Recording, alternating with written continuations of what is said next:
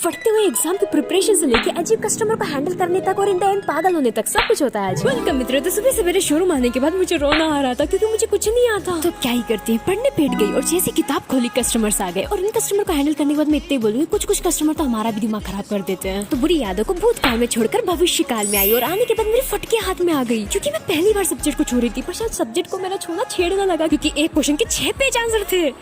I need to call ma'am. Sorry ma'am for the disturbance. It's okay बेटा, it's okay. We are here for you. Ma'am बहुत busy थी पर ma'am बहुत sweet भी थी, तो मैंने उनके लिए उनका सब्जेक्ट फिलहाल के लिए छोड़ दिया। इसलिए मैंने खोली हिंदी की किताब, जिसको देखने के बाद मेरे दिमाग की चिंदी होगी, तो मैंने किया मैम को कॉल। मैम बहुत रूड थी यार, तो अब मैंने मैम का सब्जेक्ट छोड़ दिया और इस बार मैंने चुना इंग्लिश और मैं बन गई लैपटॉप की शिष्य। लैपटॉप मुझे पढ़ा रहा और मैं उसको सुन के पढ़ रही थी कि तभी ये कस्टमर आए जिनकी बात है, जिनके जाने के बाद मुझे बड़ी हंसी दिला रही थी। तो फिर से मैं सिर झुकाकर नीचे पढ़ने लगी, पर जैसे सिर उठाया तो कस्टमर आ चुके थे जिनको हैंडल करने के बाद मैं फिर से पढ़ने बैठती हूँ। इस बार मैंने बहुत देर तक पढ़ाई की और ब्रेक में मैं मिलने चली गई कस्टमर से। सच बताऊं तो और भी कस्टमर्स आए। उसके बाद मैंने शोरूम का काम किया और बीच बीच में अपना भी काम कर रही थी। खैर मौसम को आंखों से खाकर लंच के मजे लेकर मैं पहुंच गई हिंदी पढ़ने और पढ़ने के बाद मेरी इंग्लिश निकल गई। व्हाट द हेल, मुझे कुछ समझ में नहीं आ रहा था और मैम कॉल भी नहीं उठा रही थी, पर कॉलेज से मैसेज आ रही थी कि कल लास्ट डेट है असाइनमेंट सबमिट करने का। तब तो मेरे सिर पे नारियल का पूरा पेड़ फूट गया क्योंकि मुझे असाइनमेंट के बारे में नहीं पता था और कॉलेज की इकलौती दोस्त को कॉल कर रही थी, वो कॉल भी नहीं उठा रही थी। चलो मैं इसको फिक्स करने जाती हूँ, तब तक के लिए कल मिलते हैं।